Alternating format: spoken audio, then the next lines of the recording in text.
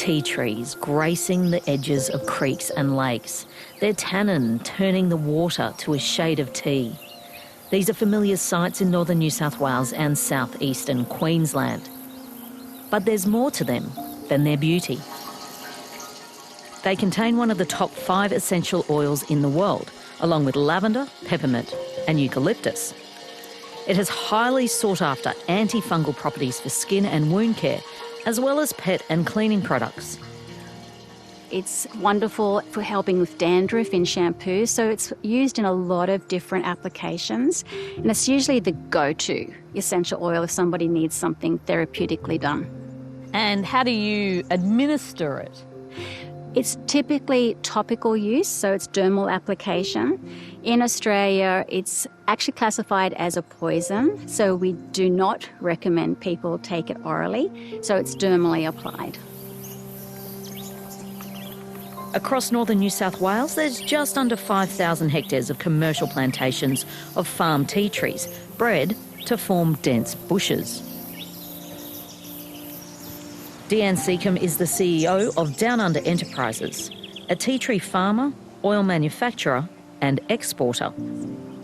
3 generations of her family are tea tree producers. This area is the heartland of tea tree, so it naturally comes from here. My parents have a tea tree farm down the road. They're retired now. And then my brother's tea tree farm is just across the river. So yes, we're all pretty much local. But tea tree is also grown in far northern Queensland, as well as down around the Port Macquarie area as well, and a little bit in Western Australia.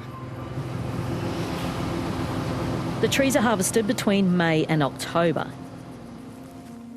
Here, the crop is being irrigated and pest control is underway. If you look in there, the leaves on that are really been affected. Glenn Scammell is Down Under's farm manager. Our second biggest predator, they are facilids, and they'll do a lot of damage to our growing points of the tea trees. Now, the natural predator to these are swallows, and if you see swallows flying around tea tree crops or tea trees in the wild or paperbark, they're after these guys. So swallows are friends, these are baddies? These are baddies, so these are what we need to encourage more swallows. Okay, how do you do that? Yeah, good question, I don't know. That's somewhere down the track in our region, our path, is trying to work out how we're going to build more habitat for the swallows. Now, pests aren't the only battle for Australian tea tree oil producers. One of their large importers, the European Union, is planning a major rule change.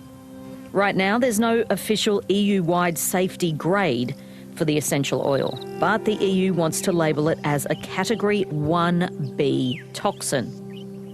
In plain English, this means they officially suspect the oil could interfere with fertility. This has occurred after an international company using tea tree oil to protect agriculture plants tested it on rats.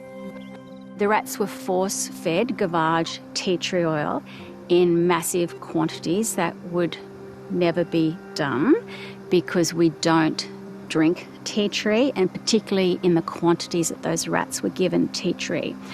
Quite frankly, it's amazing that the rats lived, but in the male rats there were some reproductive issues. So of course the industry has an issue with that because of the way tea tree was administered in the quantity it was administered. So unfortunately, the EU has taken a negative view of tea tree oil, that it is a reproductive toxin. Deanne holds grave fears about the impact it will have on the Australian industry. If it goes through to being legislated in the EU as a reproductive toxin, it will be banned in the EU and will need to come off the market within 18 months of it being legislated. So no tea tree oil can be sold within the EU.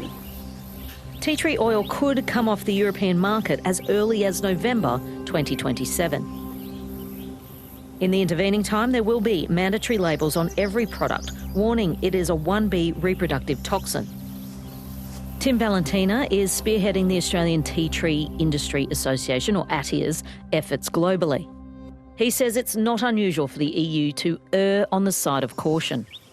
And the EU has become different in that they have adopted a much higher bar in pursuing hazard classification versus risk-based classification that, the US or other, large markets that also have a lot of regulatory oversight have used in terms of, safe use and consumer protections. Is there a path forward for the industry? Yes, there is a path forward.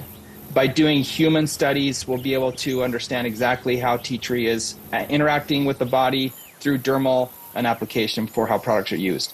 By doing this roadmap and conducting these studies, it will allow industry to be able to petition or work with a member state of the EU to submit another dossier requesting a reclassification that would be more appropriate. The other option is a legal one, challenging the classification through the courts, but it comes at a significant cost. And while there's hope in Tim's language, the toll of sustaining that effort is already being felt, and there comes a moment where persistence meets exhaustion. Do you get to a point where you think, we're done, can't do this anymore? I have to say, when the Caracal meeting came out, it was gut-wrenching. I mean, you wake up in the morning, so I'm actually getting a bit emotional, sorry. Our whole being, our whole businesses have just gone on hold while we fight this. Like it's you wake up in the morning and you just go, how did this happen? Deanne is trying to find a way to keep tea tree products on the shelves. And we're quite fortunate because there are quite a few brands around the world that rely on tea tree for their very brands, and they are coming in with their toxicologists and they're coming in with their lawyers and the support. So we're hoping that they will continue to support the industry because, quite frankly, we're relying on that support to help us into the next stage.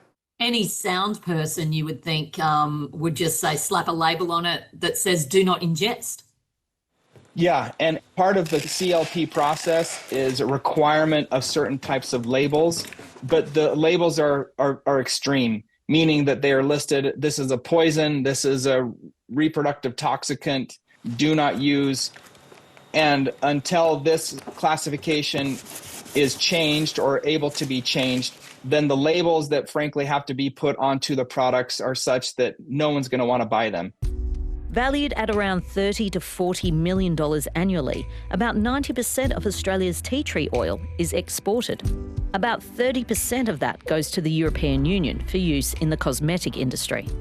Markets are mainly in Europe and in the US, but we sell from anywhere from in Israel into Africa itself. I don't think there's many countries around the world that don't buy tea tree oil. It's funny enough, it's probably not used anywhere near enough in Australia. Deanne's brother, John Seacombe, owns a farm 20 minutes down the road. What's it like as a farming enterprise? Is it arduous? Is it easy? Is it lucrative? Yeah, well, all those things change each year, but it was lucrative. It's not so much now. I think it will be again, but it's very expensive to plant. It's planted once in a lifetime if you do it right and you look after it. The development side is horrendously expensive. Yours? But development costs and market uncertainty hasn't stopped John from investing in the future of the oil. He's set aside a plot of his operation for scientific work to improve tea trees' genetics. Breeding programs really targeted on quite a few things, producing a plant with more biomass and also more oil concentration in the plant. You go back into the 97 when we started, 150 kilos a hectare. It wasn't a bad crop. 200 was almost unheard of a hectare. Now, if you're not doing well over 300 into the 400s, you're probably not doing it right, or you've got old genetics. There's 6 different chemotypes, and they're quite select groups, and so that's obviously genetically controlled by a few genes. Research fellow Jos Miog is leading a breeding program that's been ongoing since 1993. Southern Cross University took over the project in 2017. Our main focus has been to, make the Australian industry more competitive, certainly on the global market, because 97% of the production is actually sold overseas. And so that's really to do with making the plant more productive, so more oil in the leaf and more leaf per hectare. Traditional plant breeding means picking the best plants, crossing them and choosing the best offspring. Jos is using technology to speed up the process. We use a sophisticated software suite, so it's specialized breeding and selection software.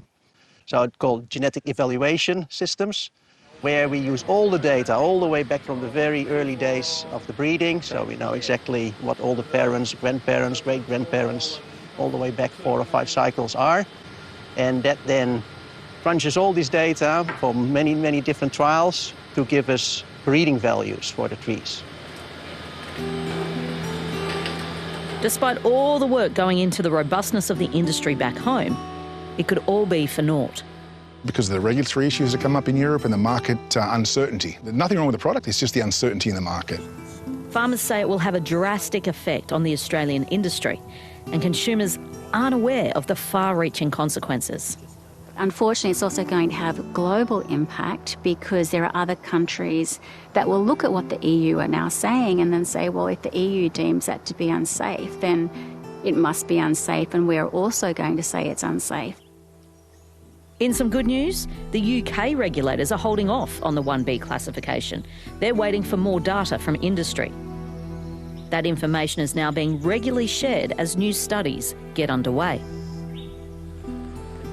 Deanne Seacombe isn't the largest tea tree grower in Australia, or even the region, but she is part of a family that have lived and breathed this essential oil for 3 generations now.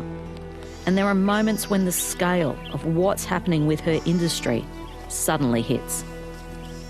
So I would literally wake up in the morning and just go, how is this possible? Like, it cannot be happening that something safe, effective and natural that does good for people and consumers love it.